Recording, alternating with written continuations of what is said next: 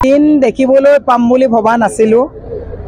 এইখন চৰকাৰৰ দিনত মহিলা শিক্ষয়িত্ৰীসকলক চুচৰাই বাছত লৈ অহা হৈছিল।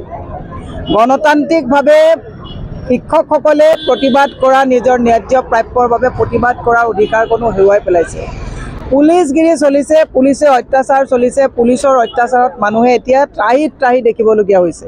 মই হিমন্ত বিশ্ব শৰ্মা ডাঙৰীয়াক ক'ব বিচাৰিছোঁ যে আপোনালোকে শিক্ষকসকলক মহিলা সবলীকৰণৰ কথা কয়, বেটি বচাও বেটি পঢ়াৰ কথা কয়, কিন্তু আজি মহিলাসকলে কান্দি আমাক তেওঁলোকৰ মনৰ দুখৰ কথা ক'বলগীয়া হৈছে।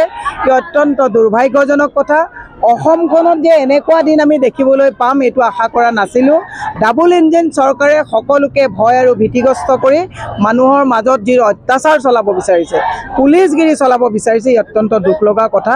গতিকে মুখ্যমন্ত্ৰীক কৈছোঁ, হাল এৰি শিয়াল খেদাৰ পৰিৱৰ্তে নিজৰ ৰাজনৈতিক দায়িত্ব গ্ৰহণ কৰিবৰ কাৰণে অনুৰোধ জনাইছোঁ।